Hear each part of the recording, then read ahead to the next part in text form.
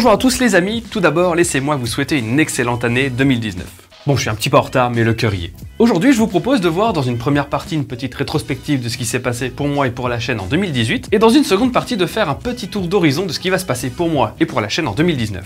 Alors, clairement, l'année 2018 a été pour moi une année incroyable, emplie de projets comme jamais auparavant. Parlons histoire, en janvier 2018, c'était 47 000 abonnés, 12 mois plus tard, en janvier 2019, c'est 57 000, ce qui fait quand même une augmentation de près de 20%. Pas mal. Et déjà, pour ça, je vous dis un gigantesque merci. On peut les applaudir! 2018, c'est 9 vidéos sorties. Alors oui, c'est vrai que c'est pas beaucoup, mais c'est parce qu'il y a eu beaucoup de belles choses cette année, vous allez voir. Donc au niveau des vidéos sorties, il y a eu en janvier Pourquoi Gibraltar est anglais, et ce que j'adore quand j'écris une vidéo, c'est que j'apprends énormément de choses à chaque fois. Clairement, quand j'ai commencé la rédaction de ce script, jamais je n'aurais pensé remonter aussi loin. Pour comprendre pourquoi Gibraltar est anglais, il faut remonter dans le temps, et plus précisément en 711, alors que les Arabes se lancent à la conquête de l'Espagne, qui était alors un royaume wisigoth. Et tout ça pour expliquer la présence de ce tout petit territoire britannique sur la péninsule ibérique. D'ailleurs, cette vidéo est démonétisée par YouTube. La raison? Bah, faut pas parler de Gibraltar apparemment. En mars, nous avons eu la vidéo À qui appartient l'espace, qui est à l'origine partie d'un article que j'ai lu, comme quoi les États-Unis allaient permettre à des entreprises privées d'exploiter les ressources qui se trouvent là-haut. Du coup, je me suis posé la question, mais en fait à qui ça appartient ce qu'il y a au-dessus de nos têtes? Et grâce à cette vidéo, j'ai aussi découvert que nous rentrons dans une nouvelle course à l'espace, mais contrairement à la guerre froide, cette fois c'est une course aux ressources spatiales qui devrait prendre de l'ampleur dans les années à venir. Petit à petit, en même temps que ces vidéos sortent, on remarque que je commence à faire évoluer mon décor. Un petit ordinateur apparaît pour afficher des illustrations en même temps que je parle, mais je ne suis pas du tout satisfait, la table bouge, ça fait un peu cheap, et de toute manière je commence à en avoir assez du fond vert, qui est encore là d'ailleurs. On sait jamais, il est là. Coucou le fond vert. Du coup, je me suis lancé dans la construction d'un nouveau décor et je dois avouer que j'en suis vraiment très fier. Je tiens d'ailleurs à remercier tous les tipeurs sans qui rien n'aurait été possible. Merci à eux. En juin, une vidéo qui m'a demandé un travail monstrueux, Beethoven versus Napoléon. Une vidéo qui raconte la malheureuse histoire de Beethoven qui admirait Napoléon et ce pauvre Beethoven qui a tout fait pour se faire remarquer par Napoléon.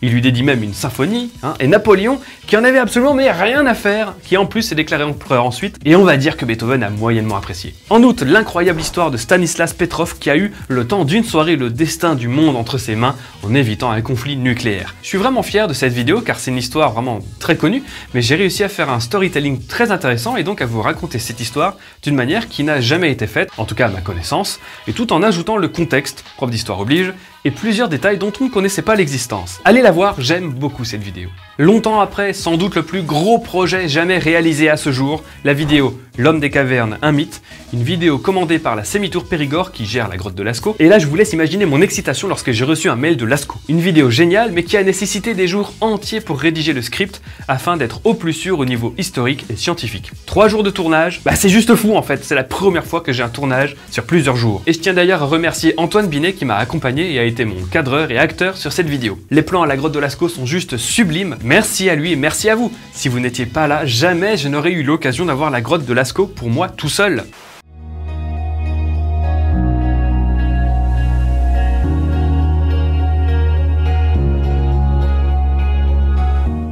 Je suis en Dordogne, réserve archéologique exceptionnelle qui comporte plusieurs centaines de sites paléolithiques qui témoignent de la présence des hommes de la préhistoire.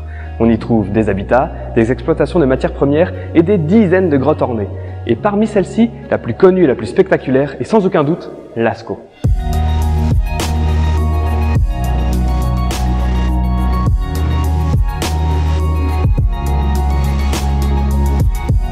Il y a environ 300 000 ans, le plus ancien représentant direct de notre espèce apparaît sur Terre, en Afrique. Il s'agit de l'Homo sapiens. Le montage a été lui aussi extrêmement long car la vidéo a été tournée en juillet, mais n'est parue qu'en octobre. Et justement, c'est en octobre que je vous présente mon deuxième plus gros projet, la sortie de mon tout premier livre, et dont je suis incroyablement fier. Un livre à partir de 9-10 ans pour des néophytes en histoire, pour leur permettre de découvrir cette matière d'une nouvelle manière. Des points communs entre les personnages sont trouvés à travers l'histoire, puis remis dans leur contexte.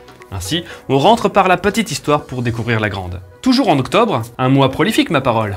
L'incroyable destin de Hiro Onoda, une vidéo sponsorisée par Babel et démonétisée par YouTube. Parce que voilà, l'incroyable histoire de ce soldat japonais qui a continué la Seconde Guerre mondiale pendant 30 ans, perdu sur une île du Pacifique. Puis en novembre, une vidéo commandée par Pologne Culture Actuelle pour faire découvrir la culture polonaise aux Français. Cette collaboration a eu pour résultat la vidéo « Quand la Pologne n'existait pas » Une vidéo dont je suis également très fier et qui retrace l'histoire de la culture polonaise quand bien même le pays n'existait plus. Et tout ça en partie grâce à Chopin qui a permis à cette culture de rester vivante. Et c'est déjà la dernière vidéo de l'année, mais je n'ai pas été pour autant inactif. En novembre, j'ai également été approché par Grimbergen. Il me proposait une visite de l'abbaye, lieu historique de production de la bière du même nom, ainsi qu'une petite dégustation. Alors je dois vous avouer qu'au tout début, j'étais vraiment pas du tout chaud pour y aller. Qu'est-ce que je peux bien faire pour que la vidéo ne soit pas une énorme pub pour de la bière? Et finalement, avec Hugo de Confession d'Histoire qui a rédigé le script, merci à lui, on a trouvé intéressant de s'intéresser à des questions comme d'où viennent les abbayes, pourquoi des moines et surtout pourquoi les abbayes se sont lancées dans la production de bière au Moyen-Âge. Encore une fois, je suis très fier de cette vidéo, donc elle est prête mais elle n'est pas encore parue, on attend juste la validation par Grimbergen. Petite précision, certaines vidéos comportent des erreurs. C'est vrai, et j'en suis terriblement désolé. En description, du coup, vous trouverez un lien vers un document en ligne qui liste toutes les erreurs que j'ai pu faire dans toutes mes vidéos. Si vous en trouvez qui n'y sont pas répertoriées, n'hésitez pas à l'indiquer en commentaire. Sur un total de 9 vidéos, 3 sont démonétisées, donc je m'excuse si sur les dernières vidéos j'ai pu mettre un peu trop de publicité. C'est que j'aimerais vraiment beaucoup un jour pouvoir vivre de ma chaîne et donc pour vous faire bien davantage de vidéos. Parce qu'il faut se l'avouer, 9 vidéos en un an, c'est pas la folie non plus. Et pourtant, chacune demande un travail considérable de rédaction, de vérification et de confrontation des sources, de tournage, de montage.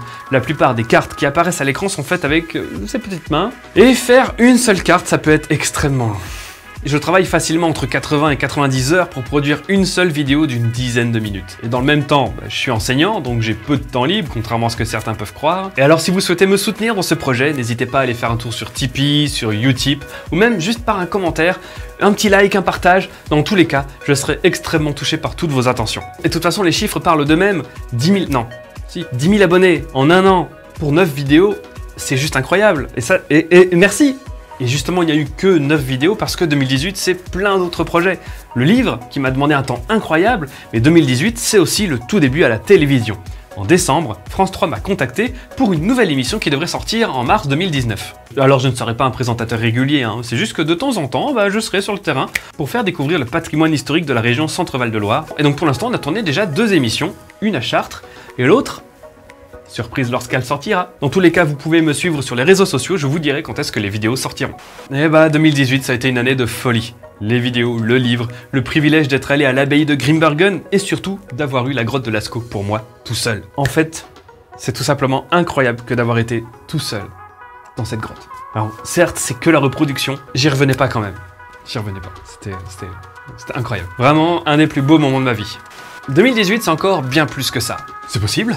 Oh oui, après 6 ans d'essai, j'ai enfin obtenu le concours pour être prof. Alors je l'étais déjà avant, il me manquait juste le CAPES qui me permet d'avoir enfin un emploi stable et une rémunération un peu plus juste qu'auparavant. Bon, en gros avant t'es au SMIC, mais on te demande d'avoir exactement les mêmes compétences que tous tes collègues, sans compter que n'importe qui de prioritaire, à savoir tout le monde, peut venir prendre ton poste quand il veut. Et donc je suis maintenant en année de validation, plus qu'une inspection en mars ou en avril et je serai enfin un enseignant certifié.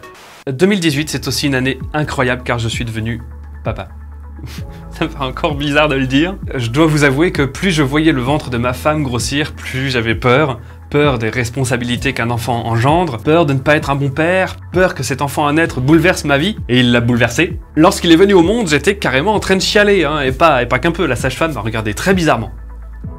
Alors même si pour l'instant il m'empêche de dormir, j'aime mon fils. J'ai vécu 10 magnifiques années à 2 et j'espère vivre de nombreuses autres magnifiques années à 3. Oh, peut-être 4 aussi, Alors je ne sais pas de quoi sera fait l'avenir, mais je sais en tout cas que le 2019, ça sera une année de folie. Et ça, c'est juste parce que vous êtes là. Bah oui, pas d'abonnés, pas de Parlons Histoire. Je suis déjà en train de préparer un second livre qui s'adresse cette fois à un public plus adulte que mon premier livre. En gros, je vais traiter une 50aine de questions de géopolitique avec le ton qui m'est propre. Et ce sera édité chez Larousse. La classe. 2019, ce sera encore des partenariats choisis avec soin. En 2019, vous verrez de temps en temps ma tête à la télévision sur France 3. 2019 va demander beaucoup d'investissement, mais aussi beaucoup de plaisir. Et j'espère que vous prendrez autant de plaisir à suivre mon travail que moi à le réaliser.